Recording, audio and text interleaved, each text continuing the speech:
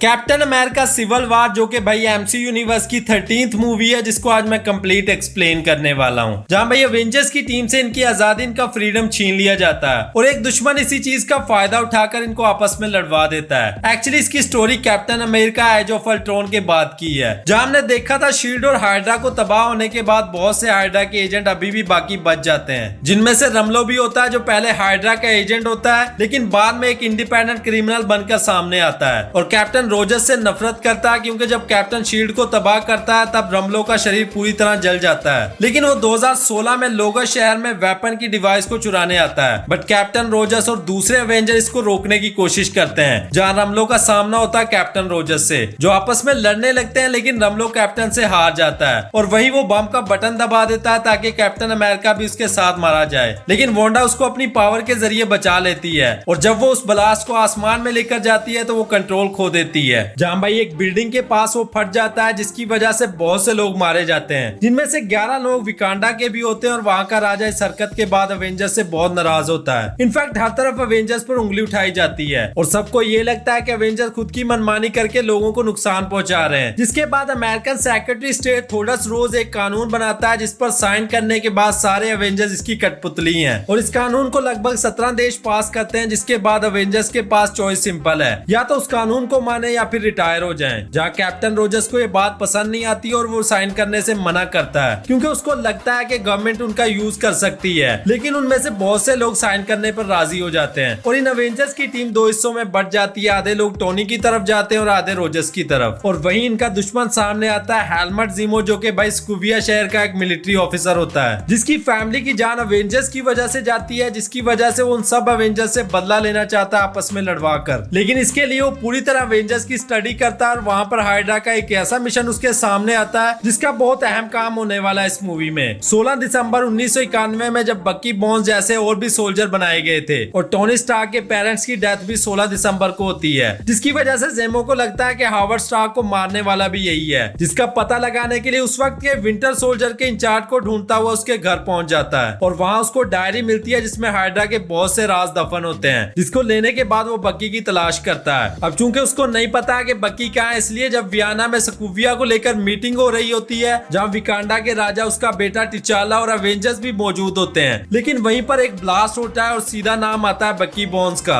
और विकांडा का राजा वहीं पर मारा जाता है, जिसके बाद टिचाला बक्की को ढूंढने में लग जाता है। लेकिन शैरन कोर्टर जो सीए में काम करती है वो कैप्टन रोजर्स और सैम विल्सन को बक्की के बारे में बताती है, जिसके बाद कैप्टन बक्की को बचाने की कोशिश करता है। बट इसी दौरान हमें एक और सुपर हीरोज इंट्रोड्यूस कराया जाता है, टिचाला, जो कि भाई ब्लैक पैंथर के सूट में होता है, जो बक्की को मारना चाहता है और उस पर हमला भी करता है, लेकिन वहीं वो सब पकड़े जाते हैं, जहां अवेंजर्स से इनके सारे हथियार जब्त कर लिए जाते हैं और बक्की से पूछताछ के लिए एक साइकियाट्रिस्ट को बुलाया जाता है, जिसको मारने के बाद ज़ेमो खुद वहां पर पहुंचता है और बक्की को कंट्रोल करने वाले वो वर्ड्स बोलता है, जहां बक्की पूरी तरह उसके वश में आ जाता है। जिसके बाद वो बक्की से मिशन 1991 के बारे में पूछता है, जहां बक्की उसको बताता है उस रात हावर्ड स्टार्क को मारकर उसने सीरम चुराया था और उस जगह का भी पता लगाता है जहां पर बक्की को रखा गया था। लेकिन जब बक्की की याददाश्त वापस आती है तो वो कैप्टन और सैम को बताता है कि ज़ीमो उससे विंटर सोल्जर के बारे में पूछ रहा था और ये सब जानने के बाद अवेंजर्स वहां से जाने का फैसला करते हैं, बट ये तीनों उसका मुकाबला नहीं कर सकते,